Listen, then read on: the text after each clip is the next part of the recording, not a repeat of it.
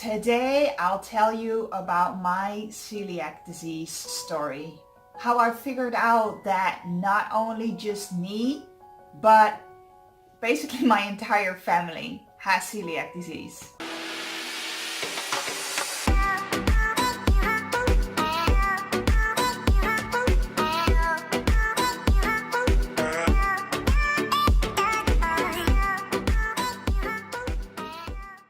Hi, my name is Natalie and I'm the founder of the Unchargeables chronic illness support group, and in today's video I'll be talking about my celiac disease story.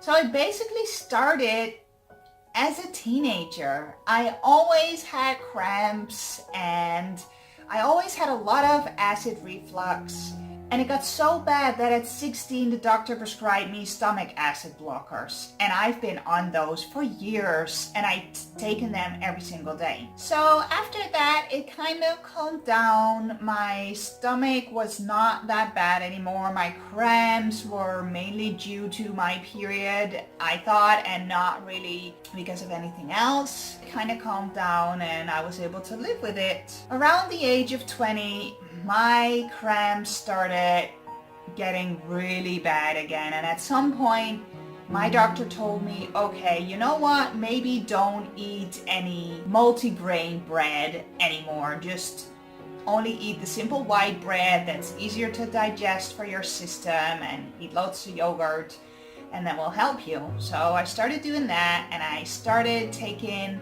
medicine against the cramps, but it really didn't help. I did notice a difference between eating like the dark brown bread and the white bread, but it really didn't help me enough.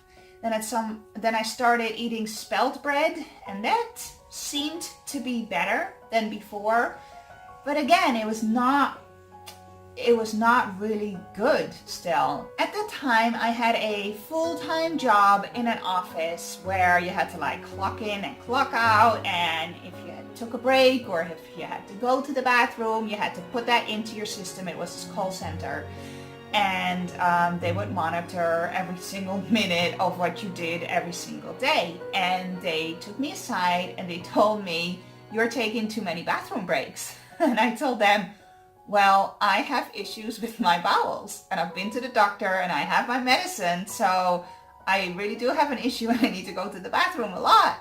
They're like, yeah, but you're in the bathroom like an hour a day, 10 minutes, 10 minutes, 10 minutes, 5 times, 6 times a day. It's close to an hour.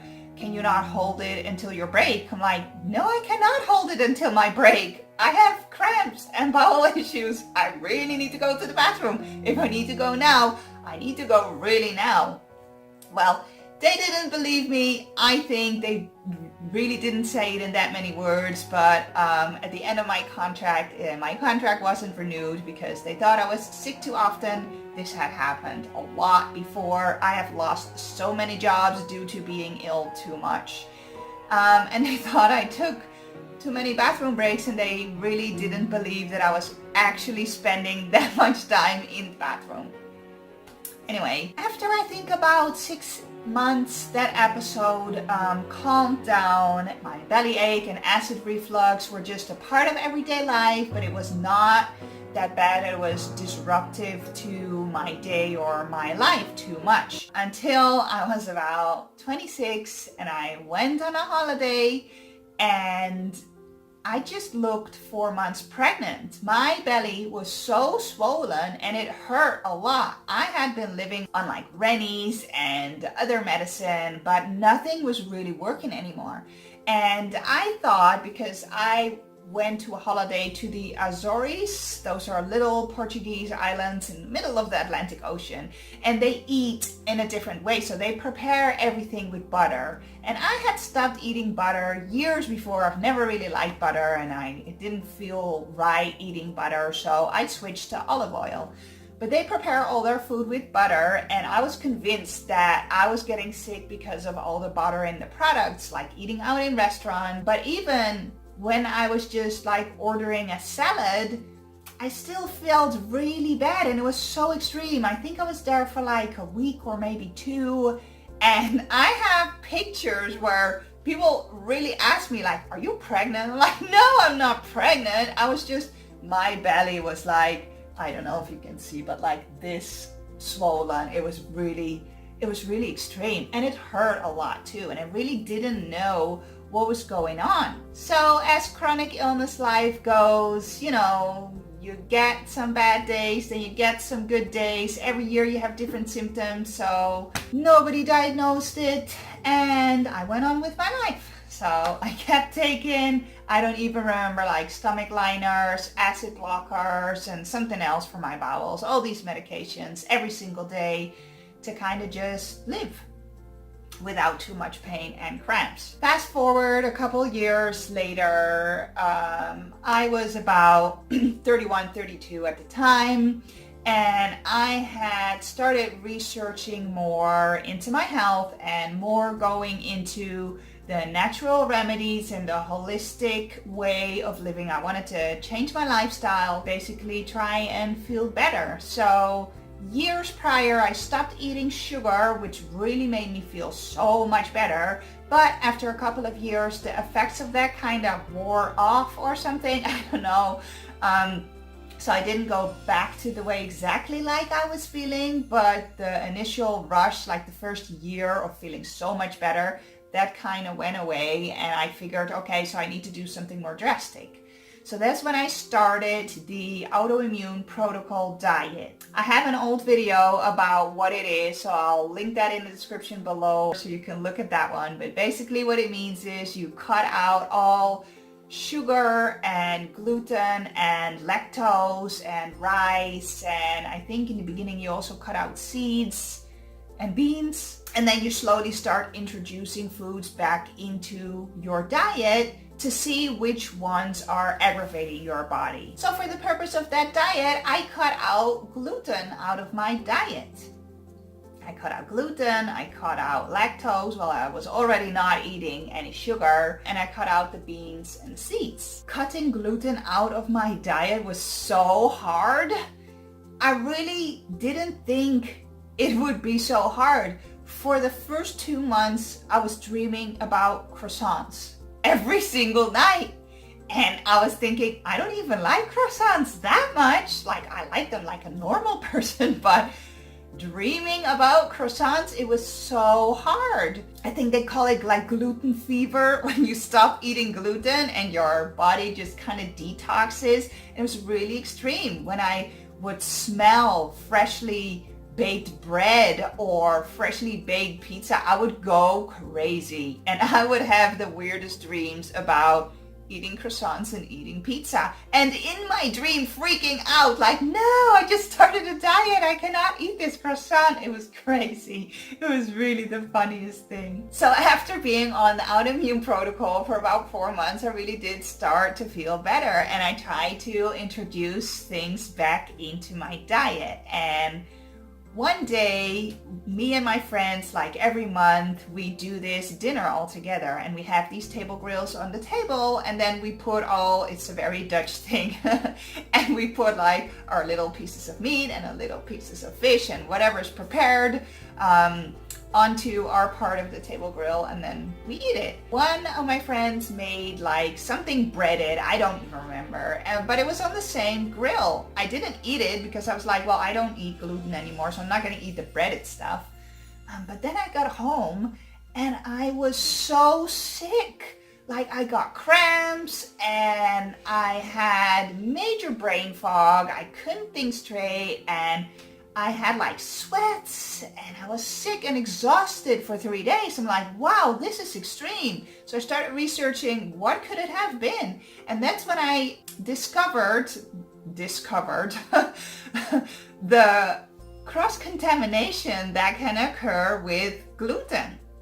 And I'm like, wow, that was a very extreme reaction to gluten. Like, is that normal when somebody cuts out gluten, that now this is going to be the reaction? So I started researching it a little bit more, and I'm like, I don't think that's a normal reaction. Fast forward about 6 months. My daughter, who was about 4 years old at the time, was very tired and cranky all the time, and she only wanted to eat potatoes or bread, or I think it was donuts, and like literally nothing else. So I thought, well, there's something wrong with her. Maybe she has a bacteria or a parasite, or I don't know, something that's making her not eat normal stuff. The only thing she wants is like bread or sugar. Yeah, candy. She would eat candy always. So we went to the doctor, we had it all tested. They tested for a whole range of bacteria and like a whole bunch of parasites, and they're like, no, she's fine, you know, there's nothing wrong with her.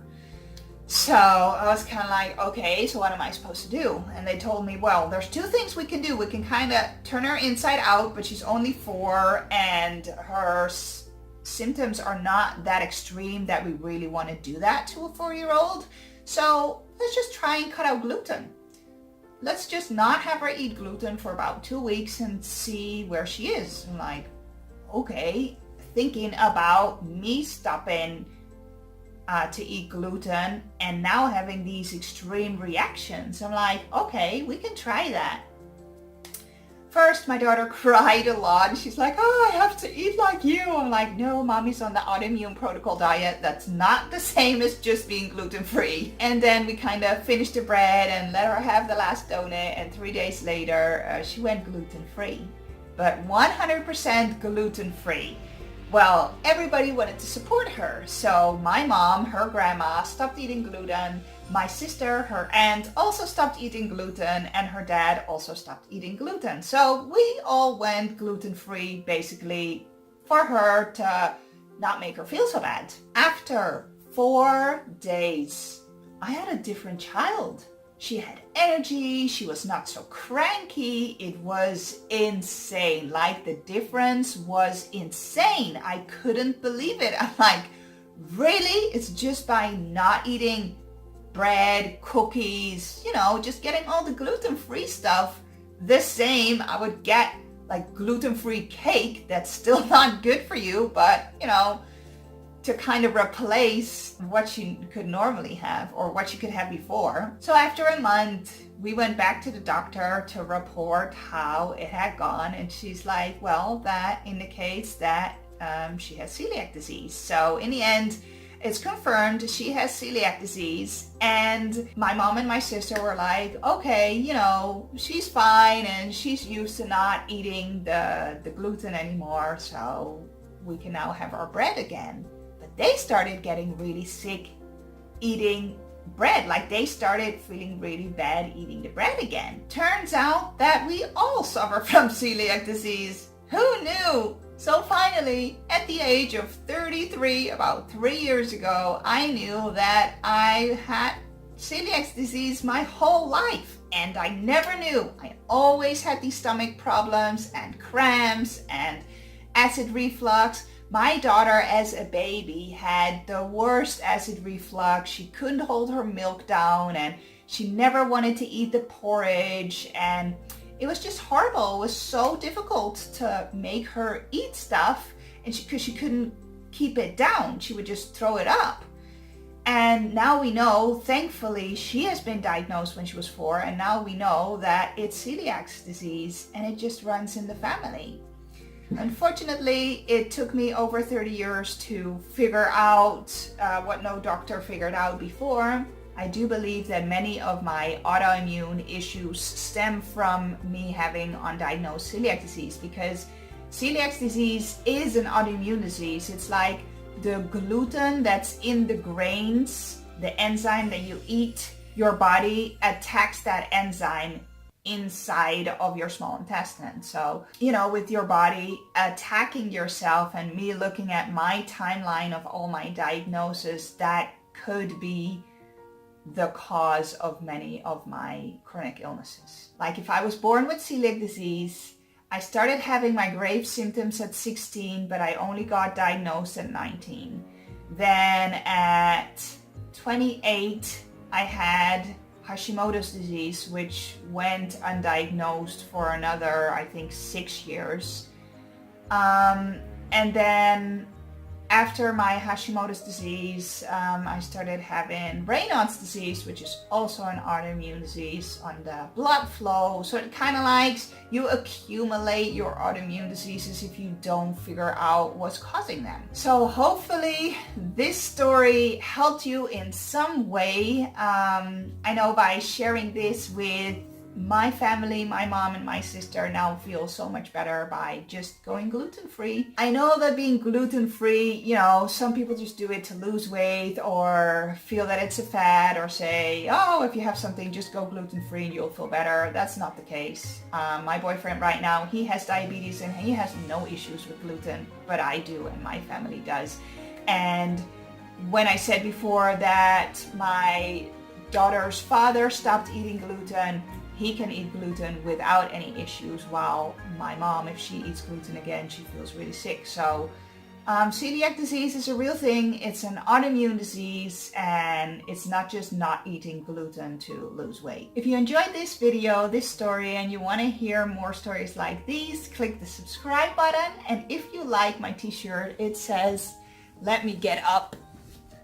My brain is experiencing difficulties. Please stand by." I also have a chronically fabulous yoga pants, which is super, super comfortable.